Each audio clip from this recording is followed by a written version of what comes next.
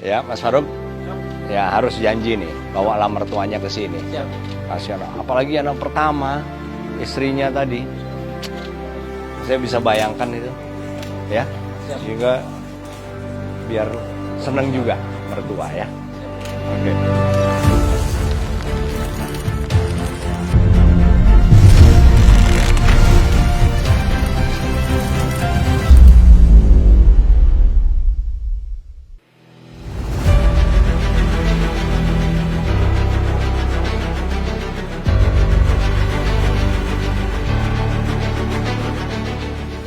Yang waktu itu istrinya meninggal ada juga kan di sini? Ada ya? Dapat juga di sini. Oh iya. Nama saya Suwardi, pangkat Sersan 1. Saya Abid Dikmaba PK 2015. Oh, Suwardi. Suwardi dapat di mana? Siap izin Bapak di Mana? nomor 2 Pak. Oh, yang nomor 2. Siap. Nama istri saya almarhumah Gita Sutriani. Usia perkawinan kami baru 1 tahun 25 hari. Waduh. Apa kabar? Siap. Terus anak berapa? Siap belum. Oh, belum, kebetulan belum. Siap. Yang hamil waktu itu bukan sih? Enggak lagi hamil ya? Siap baru 2 minggu. Tapi sudah mulai hamil waktu itu. Siap. Waduh. Ya saya ikut prihatin. Tapi ya Mas Wardi harus terus ya. Siap. Apalagi sudah dapat rumah. Ya udah ya ajalah mertua ke sini ya untuk supaya mungkin senang, ya kan? Siap. Kirim doa buat. Iya. Siap. Makamnya di mana? Siap di Kota Parepare. Oh, dimakamkan di Parepare waktu itu. Ya, Bu. Padahal waktu itu kan di sini kan? Siap. Di sini ini rusun ini. Iya, ini di sini. Posisinya rusun itu di sini.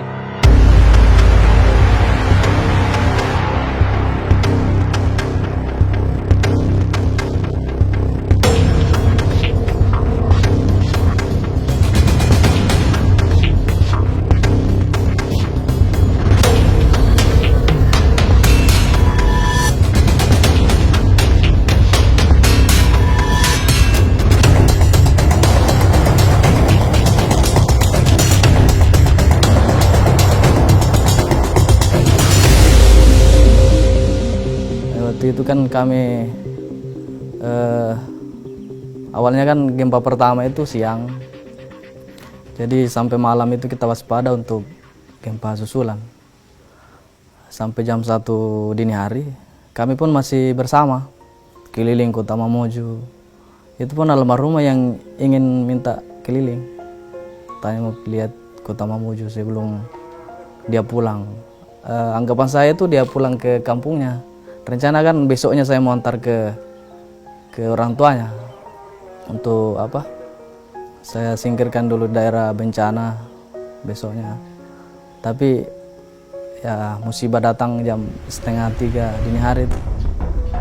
Pas kami sudah tertidur.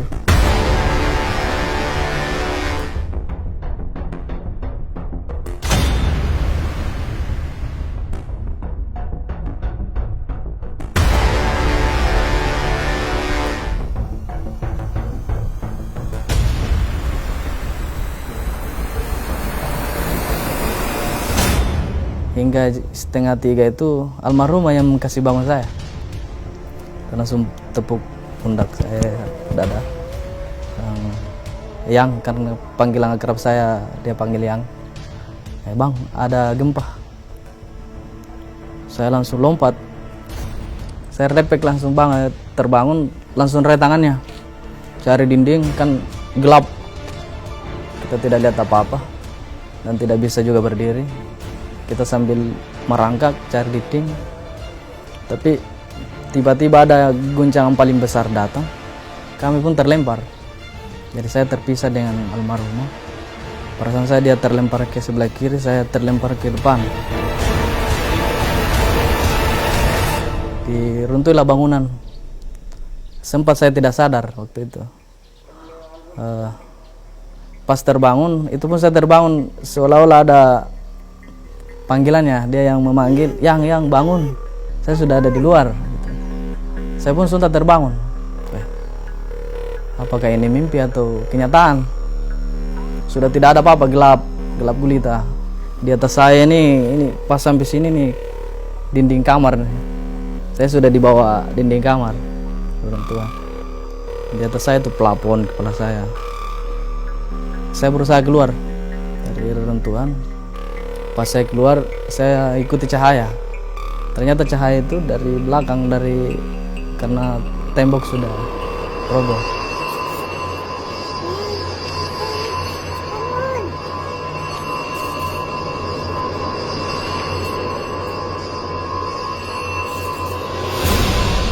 Pas saya keluar, ikuti yang injak-injak tembok, saya sentuhlah lengan kirinya. Di situ saya sempat berpikir, ini rumah siapa nih? Saya lewat rumah siapa? Kan perasaan saya, istri saya ada di luar, dia memanggil-manggil saya. Ternyata saya sempat sadar, dia yang di bawah reruntuhan itu.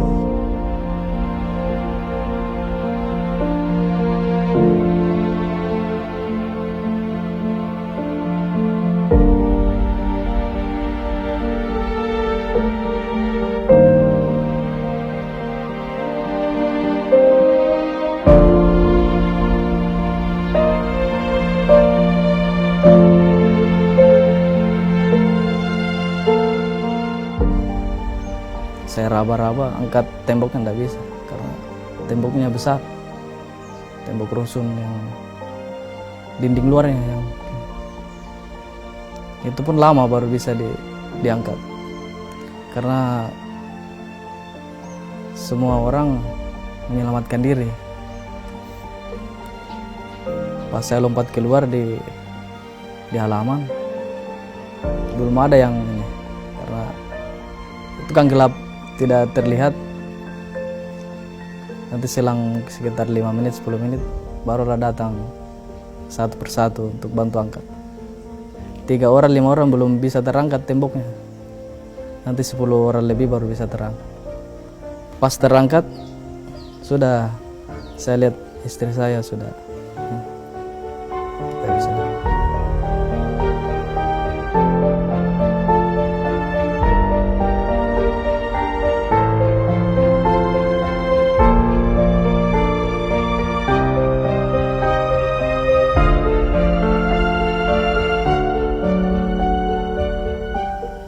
Sampai di situ sudah tidak ada yang saya ingat lagi. Nanti pagi baru saya bisa ingat lagi apa.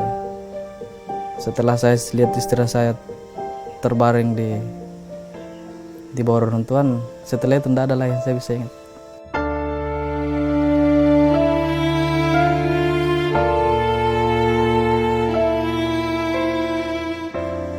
Pagi itu saya sudah ada di klinik, istri saya sudah di atas ya.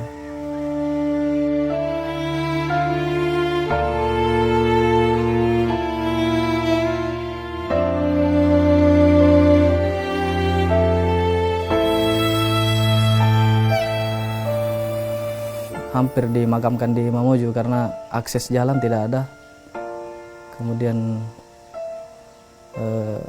kendaraan juga tidak ada, pesawat juga tidak bisa terbang, kapal juga tidak bisa berlayar.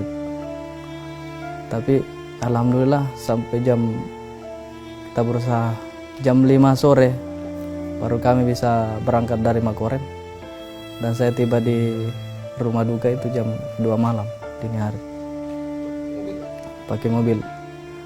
Mobilnya itu 4 kali ganti mobil. Kita berangkat dari sini pakai mobil ambulansnya Makorem, kemudian sampai di daerah sebelum kota Majene, daerah Tapalang, di jalan tikungan itu ada longsor. Di situ tidak bisa lewat mobil. Kami pun putus asa, tapi bagaimanapun caranya kita harus menyeberang. Kalaupun tidak ada bantuan, saya bisa angkat istri saya sampai bagaimanapun caranya. Karena saya sempat kontak mertua saya di sana, meminta bagaimana menurut, karena saran dari komandan kasihan istrinya kalau lama tidak dimakamkan. Kita makamkan di Mamuju. Tapi permintaan dari mertua saya berat juga.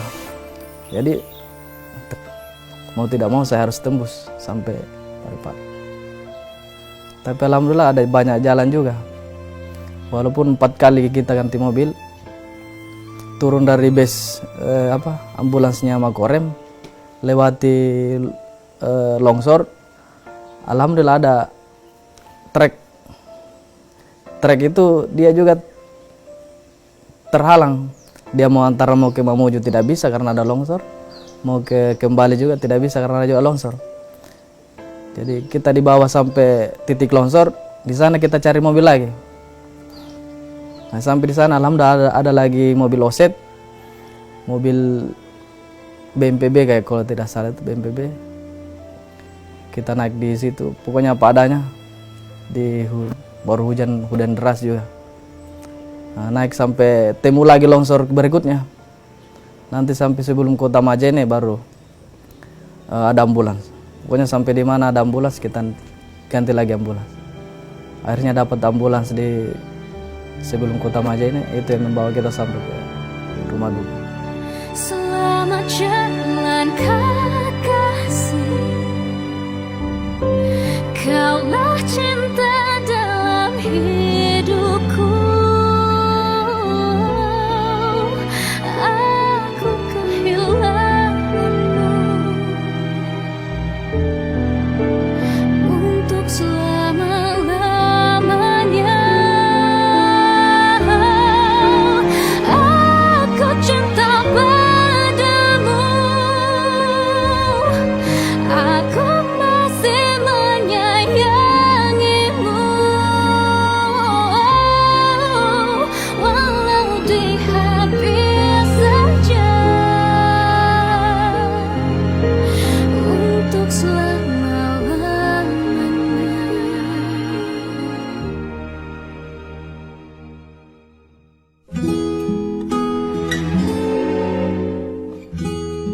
Ini dulu tempat bekas kamar saya di sini.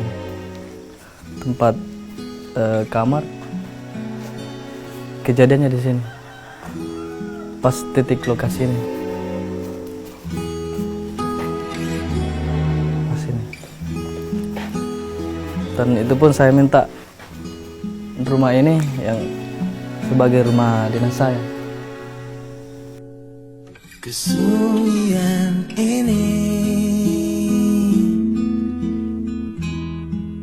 lirikku bernyanyi, lagu indah untukmu. Kalau masuknya di rumah ini baru 1 kali. Ada senangnya, tapi lebih banyak sedihnya. Karena nanti saya akan masuk di rumah baru ini tanpa istri saya. Aku menangis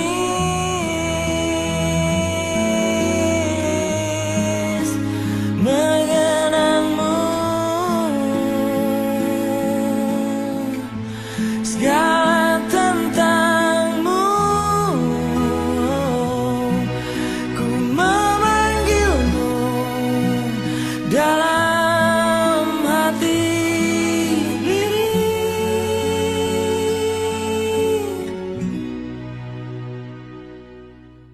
Padahal dulu almarhumah itu mengidam-idamkan punya rumah dinas seperti ini. Namun kita hanya di rumah susun. Kan di sini ada rumah susun, ada rumah dinas yang di sebelah sana itu. Rumah tapak. Selalu beranda-danda, seandainya kita yang di sebelah sana yang punya rumah tapak bukan di rumah susun. Ya pengen juga membersihkan pekarangan, bertanam di depan sama samping-sampingnya halaman. Ya saya sampaikan ya bersabar aja, pasti akan ada rumah kalau ada yang pindah itu. Akhirnya kejadian ini udah. Kini aku hati semua ini terjadi. Tak dipungkiri hanya kamu yang ku miliki. Bumi dikala sunyi. Kalau ziarahnya setiap libur fakultatif Sabtu Minggu saya ke Parepare. Pasti 1 kali 1 minggu. Karena nanti saya berziarah di makamnya itu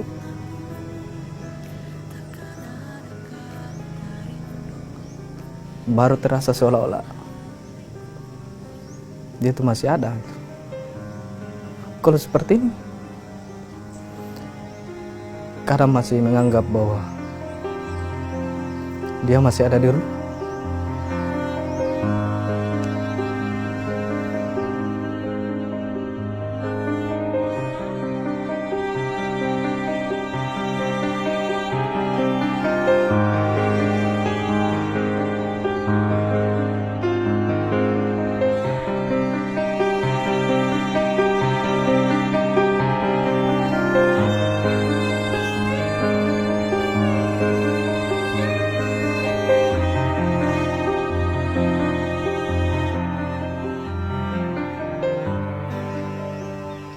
Pasti saya ceritakan bahwa rumah yang kamu idam-idamkan dulu itu sudah dibangun, sudah ada. Saya pun dapat pembagian dari pimpinan, malah diutamakan. Pilih yang mana? Mau rumah yang mana?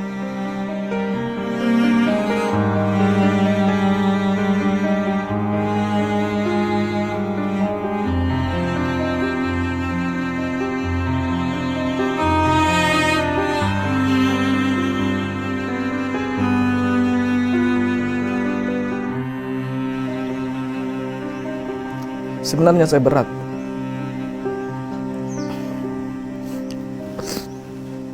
Saya berat ke daerah ini, apalagi masuk.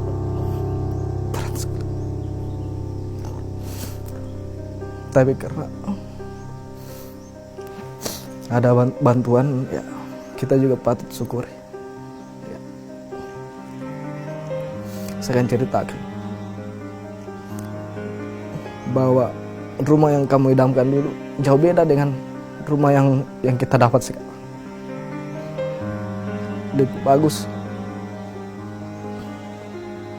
Malah seolah-olah bukan rumah dinas, tapi rumah pribadi. Tersadar ku tinggal sendiri,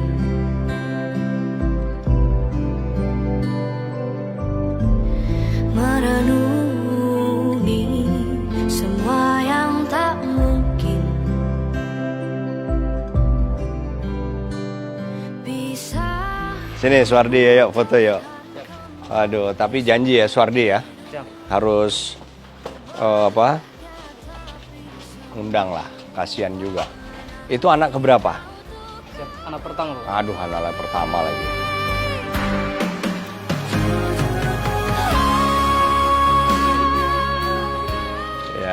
Ya, Mas Faruk.